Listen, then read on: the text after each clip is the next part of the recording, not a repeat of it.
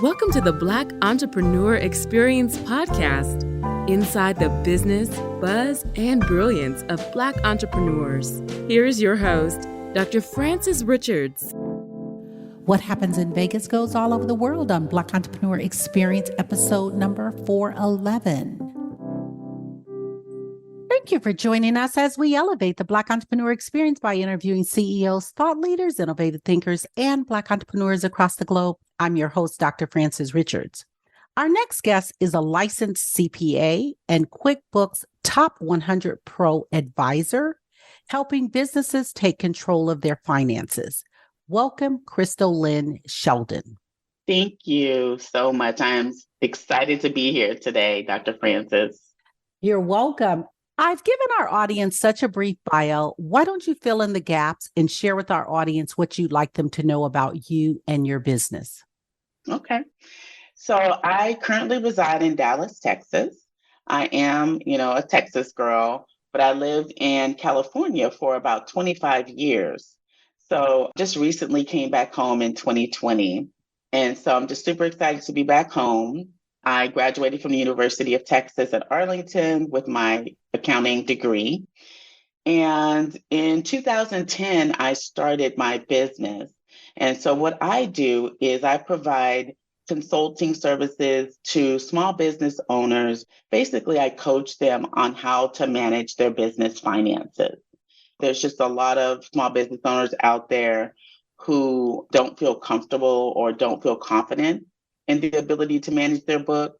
And so I actually do that on a daily basis, meet with business owners, help them gain that confidence, help them set up their books properly.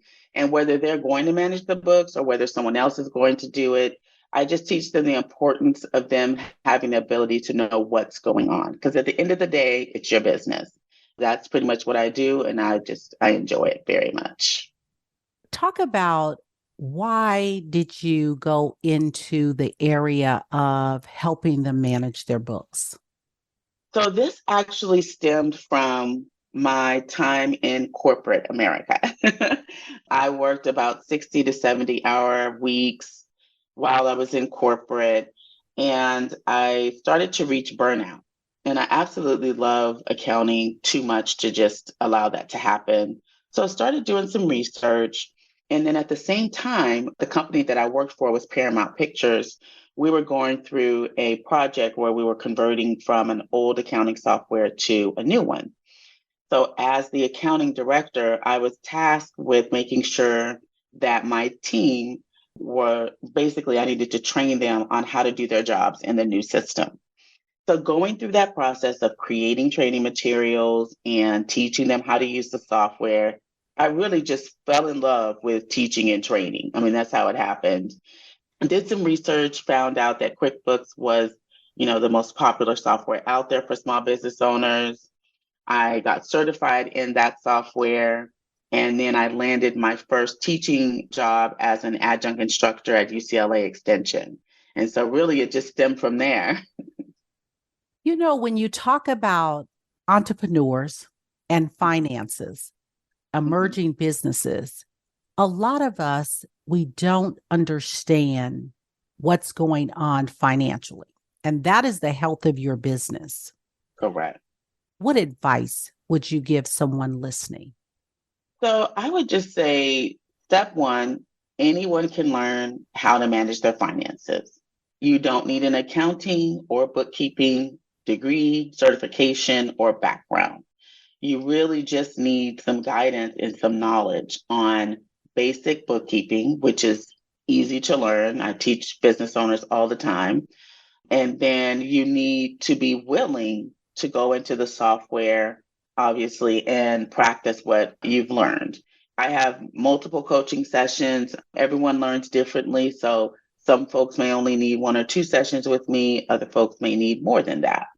I also have written a book called Mastering QuickBooks 2023. It's actually the 4th edition of that book. And I wrote that book with business owners who have no accounting or bookkeeping background in mind. So that book basically takes you from A to Z of here's the bookkeeping knowledge you need to know. Here's the steps you need to take to set everything up properly. Here's what you need to be doing day in and day out. Here's how to prepare for tax season. And so I would just say you've got to start empowering yourself with the knowledge that's out there, whether it's a book or whether it's meeting with someone like me. But really, that's what I would recommend. If someone's interested in purchasing the book, how can they purchase your book? So the book is available on Amazon. They can just go to Amazon and purchase the book. It's called Mastering QuickBooks 2023. So make sure you get that one. That's the latest one. But that's the fourth edition. So I have books going all the way back to 2020. But what's wonderful is the first three were Amazon bestsellers.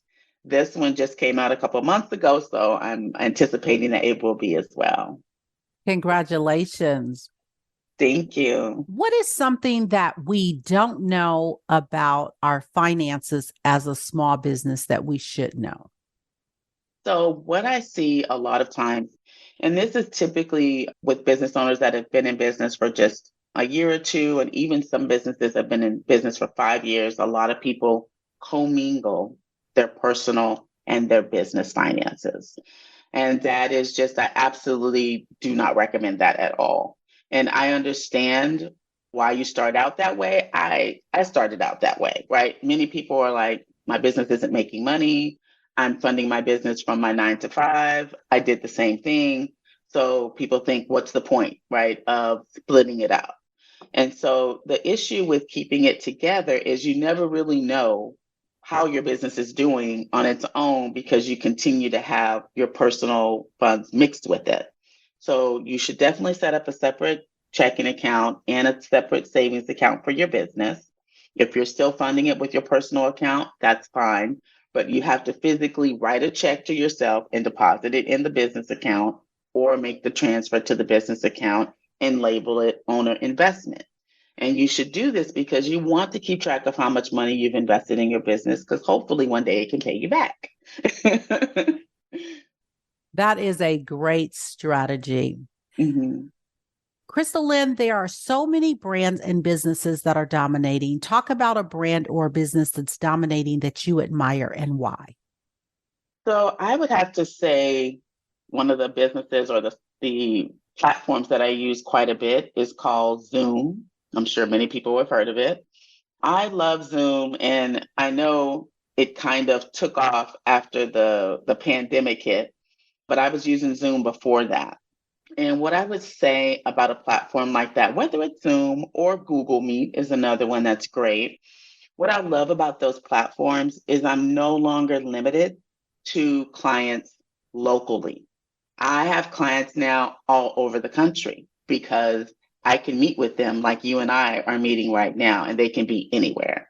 So that is just like one of the things that has really helped to grow my business just exponentially is being able to step out of my local city or state and go beyond those borders to meet with clients. I want you to have a monologue. I want you to name this person, living or not, and this person has inspired you so much. Who is that person, and what are you saying to that person? Oh my goodness. Okay, might have to pull out some tissues for this one, Dr. Francis. I'm going to say it's my mom. My mom has always been she was my first hero, right? She was a single parent with 4 kids. I was the oldest, and she really did a terrific job of instilling great values and a great work ethic. My mom has passed on, so she has gone on to glory, but I miss her every day. You know, one of the things that sticks out for me is my mom was an IRS agent. During tax season, she would always take us to the office with her. She would always go in on Saturdays, and she would take us with her. And so just in watching my mom do that, or going to a library and watching her help taxpayers prepare their tax return, I really just learned the value of hard work and enjoying what you do, right? And so I know that I got that from her because there's no way I could have made it working 60 to 70-hour work weeks in corporate had I not had her as an example. So my mom's definitely, without a doubt, my number one hero. And our sincere sympathy for the loss of your mom. Thank Say her you. name. Mary Ann Moore. Thank you for that. Mm-hmm. Talk about exiting from corporate America, the story behind that, Crystalynn, and how did you Yeah. prepare? Mm-hmm. So one of the things I did, I mentioned to you that I was reaching burnout. And so I got certified in QuickBooks while I was still working for a corporate. And I actually started to build up a clientele. And so I know you're probably asking, when did you have time to do that? It was really after hours. So after I was done with my work during the weekday, I met with clients. And then my weekends, especially my Saturdays, I would dedicate to meeting with clients. And at the time, it was great because small business owners, weekends work great for them because they're working on their business during the week. And so I built up my clientele on the side. And it also helped me to stay in corporate because I was making enough money where I could invest in my business, right? I could afford the expenses that I had to be able to build up a business. So it started out as a side hustle, which is like most people's businesses. But then I put a circle around the calendar when I made the decision it was time to fully move to my business full time. And that was January of 2010. Congratulations. So Thank you. you self-funded your business? I did. And to date, have you used any other outside capital or you bootstrap completely? Bootstrap completely. I mean, and that's not to say that I haven't applied for a grant. I had probably so let me go back. I did have like a small line of credit, but I mean, it was like not that much, maybe $1,000. And that was in the beginning. I did have that, but other than that, it was pretty much bootstrap. Would you recommend that for others? I would, just because you don't have a lot of debt. If you're like go out and you get a business loan, you don't have that. It really just depends on the type of business, right? So my particular business, which is a consulting business, the overhead's really low, right? I didn't need to go out and get an office space. I don't have to have a warehouse for products. So I would say it really depends on the type of business that you're starting. For me, I was able to bootstrap it because the startup costs were low. And I understood that I needed to keep my overhead low, which is I could have gone out and gotten an office, which would have had utilities and all this, but I didn't. I pretty much worked out of my home office and I went to my clients' offices to meet with them if I needed to meet them in person. Talk about your top two influencers or mentors and what lesson did they teach you?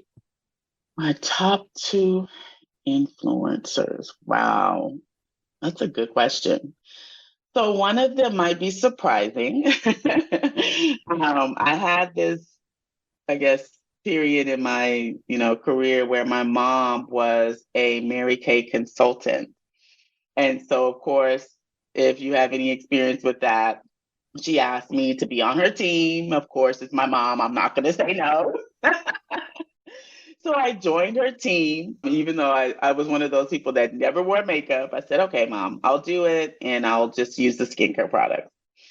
Well, long story short, I started to go to the weekly meetings and I even went to a couple of the conventions in Dallas. And what I loved about the company was just the philosophy that Mary Kay used to start the business, which was basically her philosophy was to do unto others as you would have them to do unto you.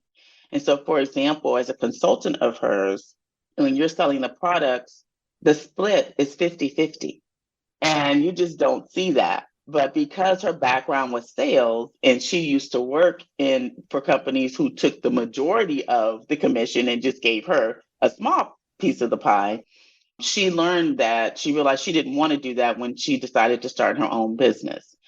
So one of the principles I learned is just to treat others like you would want to be treated, even though you might be the boss, right?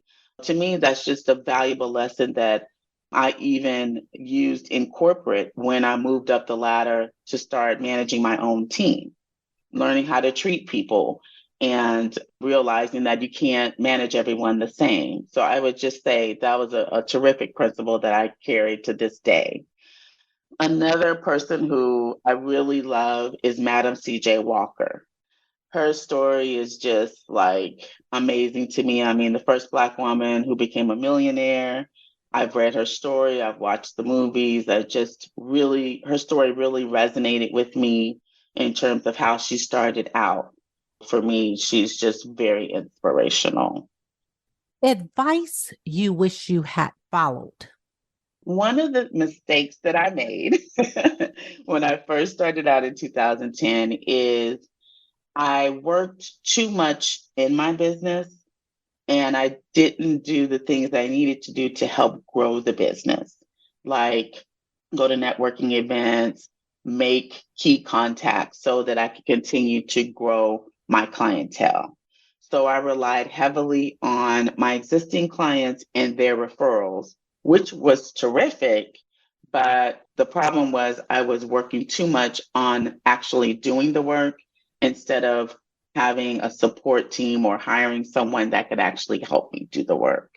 And so as a result, in 2013, I ended up going back into the corporate world because the referrals eventually dried up and I hadn't done anything to keep them coming in or to grow my business. So I would say that the advice that I wish I'd had back then was you can't go it alone and survive. It's just not going to happen. Talk about vetting people to work for you. And I find with emerging businesses, that's a challenge Hmm. because you're undercapitalized, but you need Hmm. help. How do you Right. balance both of those? Yeah. So what I started doing is I started reaching out to colleges. And now that I'm back home, my alma mater is just 15 minutes away from me. I reached out to them and found out that they have a program for local small business employers. It's fantastic. It's free. And you can come up to the school and participate in career fairs. And so I have access to quite a few accounting or interns, I should say, within the College of Business as a result of joining that program. So reaching out to local colleges, I think is a terrific strategy because interns typically, while they do enjoy paid internships, they are more focused on the knowledge and what you can teach them, right? Because that is something that they can take with them. They can build their resume based on the work that they do for you, and they get college credit depending on the programs. So I say that's an excellent source that has really helped me quite a bit. And I love giving back. I mean, I love helping to teach the next generation of accountants. So I have two accounting interns right now, and I love them because they just sort of eat up everything that you tell them. And they're so motivated and excited to be doing, kind of like the real work, right? Because they get the book stuff every day in the classroom, but to be able to apply it, it just really solidifies that they want to definitely stay in this field and go ahead and move on towards their degree in this field. Thank you for that. Hmm. We want to talk about an attitude of gratitude. And I Okay. want you to have what I call a thank fest. And I want you to thank people and situations that has impacted your life. Have at it. Wow. So, oh my goodness. I mean, first and foremost, if it wasn't for God, I wouldn't be sitting here. So he is like number one in my life. So I thank God every day for giving me another opportunity to make him proud. I would say, I think my first corporate job, I don't want to name names, but my first corporate job, I experienced just an unbelievable amount of racism at that place, but it pushed me to get out and I landed another role, or the role at Paramount Pictures was just an exponentially terrific opportunity for me. So being in a place like Paramount Pictures in Los Angeles, California, helped me to I learned a lot about the field of accounting. I started as a financial analyst, and when I left there, I was executive director of that department. I had a boss, his name was Jonathan, who took me under his wing, and he taught me everything. I am just grateful to him and to that company because they promoted me based on my hard work. I didn't have to worry about the color of my skin or being a woman. It was just like, okay, she's doing the work, then let's promote her. And so I felt like I got paid what I was worth. And I just had probably the most support I've ever had in a corporate environment was at that place for sure. So I would say I'm grateful to that as well. Thank you We'll for leave it that. there. Crystalynn, what is your biggest takeaway from our conversation today? What do you want our audience to leave with or to take away from this conversation? I want entrepreneurs and business owners to realize that while I know you started your business because you're passionate about something, it's important that you also realize that getting familiar with your numbers and knowing what your numbers are is really paramount to you to the success of your business. And so I just implore you to meet with someone like me or reach out to maybe someone locally that you know and just sit down with someone to go over your books. Even if you're not managing your books, you've got someone else doing it, and that person's not necessarily someone who you feel comfortable doing that with, I'd reach out to someone else and have them review your books and go over your reports and things with you. I think that business owners just don't understand the power that's in looking at those financials and how they impact the decisions that you would make about your business, whether it's offering services or no longer offering services because they're not selling, or offering products or not offering them because they're not selling any longer. So I just cannot stress enough the importance of knowing what your numbers are. And that's the key. Numbers, they don't lie. They do not. That's why I love them. 1 + 1 will always equal 2. No Absolutely. matter if they have AI technology, it is going to always remain the same. Exactly. Thank you, Crystalynn, for being so authentic in your conversation. And you talked about how you had these ebb and flows in entrepreneurship, and you did the day quit and you went back. And so Mhm. that's the reality of building a business, not for all of us, but Right. for a lot of us. That is the real story. Talk about that aha moment, that story when you knew you were going to be successful. I would go back to my junior year in high school, believe it or not. I took a bookkeeping class as an elective, and it was taught by a gentleman who had his own CPA practice. And so he was teaching at the high school part-time. Well, by the end of that class, I knew I was going to be a CPA. I actually wanted to follow in his footsteps. I made the decision as a junior in high school to be where I am right now. It wasn't like a smooth path, but I made the decision back then. He just really had an impact on me. And believe it or not, prior to taking that bookkeeping class, math was my worst subject. I was terrible at math. I had A's in every other subject, but my algebra, my geometry, and all those classes, it was like nothing but B's. But when I got to that class and I started doing the bookkeeping work, I realized that it was simple math, right? It was addition and subtraction, and it wasn't calculus type math. So I fell in love with it. And even, what I'll say today, it's even easier than it was back then because accounting software does all of the heavy lifting for you. And so it's way easier now than it was back then. And that's why I try to implore on people, you don't have to have the prior experience. You just need to be shown what to do.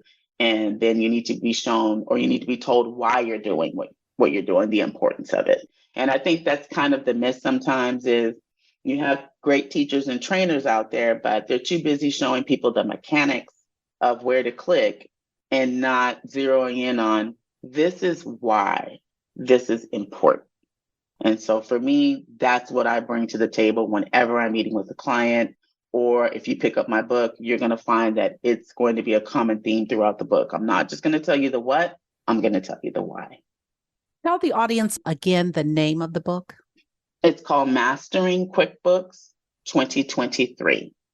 And the gentleman that inspired you to become a CPA, that is so profound that you knew that as a junior in high school. Say his name, and is he aware how much he inspired you? Actually, I do not recall his name. That's He okay. is not aware at all. Okay. I wish I knew his name because I would thank him. Absolutely. That is awesome. That is awesome.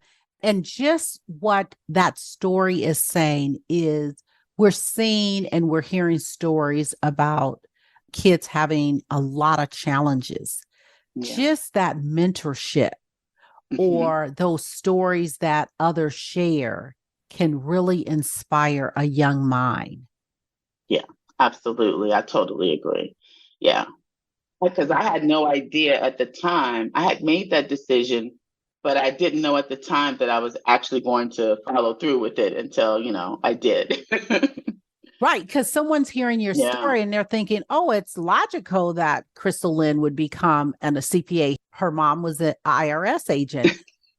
But you showed us what really solidified that decision for you. Yeah, so absolutely. Thank you for sharing. Mm-hmm. I want you to talk about mental wellness and entrepreneurship. Yeah, I actually because I had so much stress while I was in corporate, I needed to find a way to sort of relieve that stress. And one of the things that I discovered, I actually joined a gym when I moved to LA because everyone was a member of a gym. So I was like, okay, I must need to join the gym. And I had always been active, but I enjoyed exercise. So it kind of like made sense. Well, what I discovered is my workouts became my stress reliever session. And it was just amazing how much better I was able to deal with what was being thrown to me through the workday because I had exercise or I was looking forward to my workout later on. And so I would just say it's extremely important. It's extremely important that you take time out for yourself. And when people say exercise or workout, people always think, oh, I have to join a gym. No, you don't. I try to tell people, find something that you enjoy doing because then you will look forward to it. So exercise could mean swimming. It could mean riding a bike. It could mean just taking a walk in your neighborhood. But find something that you enjoy doing and do that. It's just about being active and moving around. And especially for someone like me who sits at a desk all day in front of a computer, I have to move around. It's just not healthy to sit for hours and hours and not do anything. Absolutely. What does self-care look like for Crystalynn? So self-care for me is really doing my best to eat right. I exercise at least 3 times a week, 4 times on a good week. And then I would say just, treating myself to a service where someone else takes care of me, right? So that could be a mani-pedi. That could be going to get a facial, or my favorite, getting a deep tissue massage, right? And it doesn't have to be often, but just every now and then treating myself to something like that. But outside of that, eating right and exercise are the top 2 things I would say that I do to take care of myself on a regular basis. What problem exists in the world today that you'd like to solve? So one of the things that this is all circling back to what I'm doing with small business owners is I feel like a lot of adults have a limiting belief about managing their finances. And of course, this is more prevalent even in our community, having the right credit to be able to qualify for a loan or a house. And I really think it starts like when we're young. I want to develop a program that actually is part of the curriculum for K through 12, where we help kids to become confident in managing finances. It's going to be a reality at some point in your life. So why not start while the kids are young and are really able to grasp the concept, and it's just going to carry over into their adult life, whether they decide to start their own business or just want to be good at managing their own personal finances and budgeting. So for me, I'd love to solve the financial literacy, to me, crisis is a big one that I would love to be a part of solving. To a younger you, what advice would you give to a younger Crystalynn? So the advice I would give is to learn how to deal with stress and difficult situations early on. I mean, what I mean by that is I had to go through a health crisis really to help me realize that working myself, into the ground and not taking care of myself was not serving myself, and it wasn't serving, the people that I love. So I would just say the number one thing I would tell my younger self is take care of yourself mentally and physically, because if you don't do that, it's kind of like the what I've heard this said before is health is wealth. There's so much truth in that. It's like if you're not healthy, you're not feeling well, you can't get up and go to work if you have a job, and you can't get up and run your business the way you need to. You can't really do anything if you don't have your health. And so I would just say that's probably the number one thing that I would share with my younger self is to keep my health and well-being focused at the top of my priority list. What do you need that you don't have to move the needle forward in your business? I do have right now a marketing assistant and two accounting interns. So I would say that what I need is someone to help me develop a strategy to break into the educational world, if you will, because one of my goals is to create a course that is, whether it's taught by a live teacher or whether it's self-paced, but I want to develop that for the K through 12, school age. And so I would need someone who can actually help me outline a strategy to do that, because I know that's something that is going to require skill set beyond what I have. Absolutely. What do you dream about often that you would like to do that you have not done? So on my bucket list is taking a trip to Italy. I've always wanted to go to Italy. And so that is a trip that's on my bucket list. I plan to do that. I love to travel. And so we usually take a vacation. My husband and I, once a year, we go somewhere, and Italy would be probably the ultimate vacation for me. So I dream about going there. I dream about, eating the pizza and the pasta and the fresh bread and having me a good espresso. Talk about marriage and managing a business. So what's interesting is my husband, Charles, he's extremely supportive of my business, and he's always been supportive of anything that I do. What's great about him is that he and I actually had a business that we worked in together, and it was an ice cream shop that we had, and it was very successful. So he and I basically both agreed that we want to be entrepreneurs, just 100%, not working for someone else. Because we have that same goal, it's been pretty easy for us to manage our personal life with business because that's just something that we've always talked about, even before we got married. You encounter new challenges when you're working together in business, right? And you learn, kind of like a marriage, that, okay, those are your strengths. You do that. This is my strength. I'll do this. So you don't step on each other's toes, right? It's kind of the same with a marriage. So I think they go hand in hand. I mean, I'm not saying we haven't had our challenges, because I can't get into working too much and not playing enough. But for the most part, it's been something that we've worked through. And I think we've just making sure that you're always prioritizing what's important, and making sure you're on the same page about the goals. Speaking of play, how did you play today, or how will you play today? So I would say, I mean, for me, play is doing something that doesn't have to do with work or business necessarily.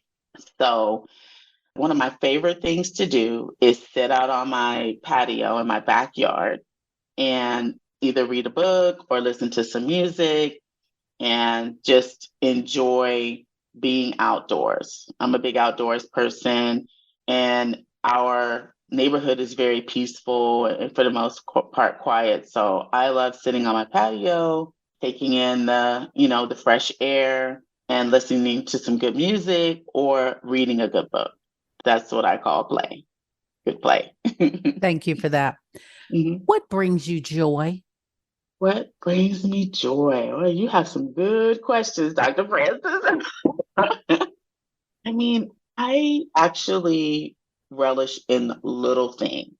And so for me, being able to do something like just sit and relax on my back patio, it brings me joy. Having a good cup of coffee brings me joy. I'm real simple. So it doesn't have to be anything extravagant at all. I enjoy spending time with my family, with events that we have, birthdays, and going to my nephew's basketball games. Those things bring me joy as well. And what breaks your heart? Just turning on the news and watching the senseless deaths that are occurring right now from the guns. The whole gun issue in this country is out of control. And so for me, seeing a whole family wiped out because they just went next door and asked the neighbor to keep it down, or a young lady turning in the wrong driveway, I am just appalled at how there's just no more compassion. People don't have compassion or understanding anymore. So it just breaks my heart when I see those types of things happening. Crystalynn, if you lost everything and you had to rebuild in 30 days, what industry and why and how? Wow. So if I had to do it all over again, I love accounting, first and foremost. Love it, love it, love it. But I must say that if I had to do it over again, I would actually build a skating rink. I would own a skating rink. And the reason why is because that was, aside from babysitting, which I did at like age 10, when I was 12, I got a job at a skating rink. So it was kind of like my first real job out of the house, and I loved it. I worked at the concession stand, then I moved up to the ticket booth where they allowed me to take the money. Then I moved up to assistant manager. So I loved it because I worked 5, 6 hour shifts, and then I put on my skates and I played. So I lived at that place. I just have a love for skating. It's been several years since I put on a pair of skates, but I would open up a skating rink. I would have programs geared for kids and for adults, and it would just be a fun time. That would be like just the best. I think that I would just always enjoy every single day of owning that type of business. If you conducted this interview, what is the one question you would have asked yourself? I want you to ask the question and answer it. If I had to ask myself anything, it would be why am I an entrepreneur? And so my answer would be the reason why I'm an entrepreneur is because I love my freedom. And what I mean by that is if you're an employee, regardless of how high up the ladder I went in corporate, I always had a quote unquote boss. And so I completely understand that a good leader has to know how to come under authority before you can be in authority. I get that. But for me, if I have a choice between being an employee and an entrepreneur, I'm going to choose an entrepreneur every time. I'm a natural born leader. I love being the decision maker, and I like learning from my decisions. Sometimes I don't always make the right decision. And so for me, a great example of just confirmation of why I love being my own boss is a few weeks ago, my nephew got married, and my husband and I had to fly to Chicago for the wedding. And so instead of having to put in a vacation request or figure out, oh, how many days can I afford to take off? What do I have on the book? I got to make the call that was said, hey, how many days do you want to take off for this?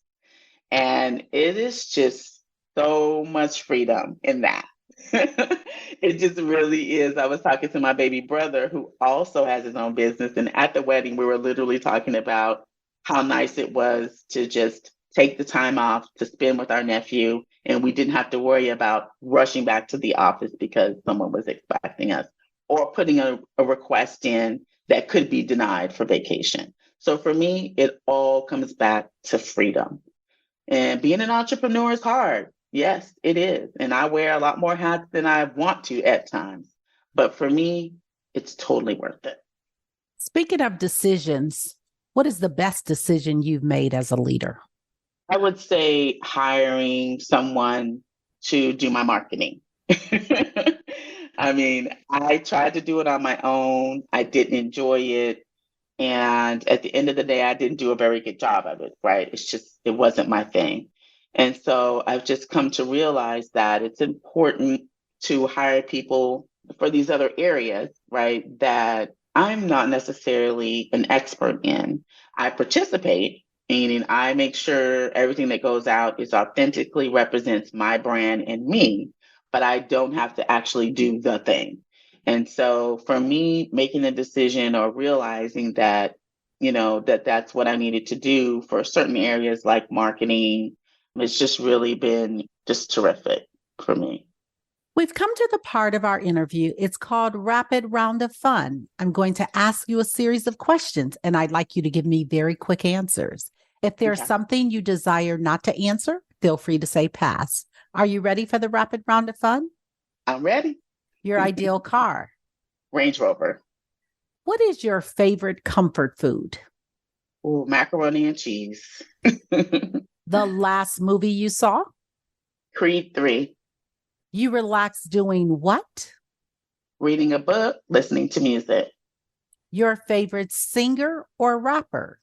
My favorite male singer, Michael Jackson. Female, Whitney Houston. Your favorite dance song? Any song that I can do the electric slide to. I love doing the electric slide. So any song that allows me to do that. What food you eat every week, no matter what? I allow myself Chick-fil-A once a week. I could actually go every day, but I go once a week. I love that place. Workout or hit the couch? Workout. Thank you so much, Crystalynn, for joining us on Black Entrepreneur Experience Podcast. Before we let you go, share with our audience the best way for them to connect with you and do business with you. And feel free to leave all your social media handles and let us know the name of the book and where we can purchase it. Yes. So the name of the book again is Mastering QuickBooks 2023. It is available for purchase on Amazon. You can reach me. I actually have a couple of gifts for your audience today, Dr. Francis. So they can go to CrystallynnShelton.com/podcast. And there are 2 checklists there that are ideal for business owners. If you are considering purchasing QuickBooks, I've got a checklist called Your First 7 Days in QuickBooks. And I just recently completed a YouTube video series on that as well that you can download. And then the other checklist is a checklist that helps you put together everything that you need to do to close your books before you file your taxes. And so they can grab that checklist as well. When they sign up for one of those checklists, they'll be added to my newsletter, which comes out every Sunday. And so I give a lot of great tips and ideas and just share best practices, all types of areas of your business, not just the numbers for that as well. And so any questions you guys have, or if you want to set up a 30-minute complimentary consultation, you can also do it from that webpage, crystallynshelton.com/podcast. Thank you so much for having me on your show today, Dr. Francis. It was so much fun. I really enjoyed it. Thank you, Crystalynn. That's a wrap. Thank you for listening and subscribing to Black Entrepreneur Experience. We would love for you to leave a review and rating on iTunes and share with your friends. For show notes and more episodes, go to www.beepodcast.com. Join us next Wednesday, and remember, green is the new black. So keep your bank accounts and your business in the black.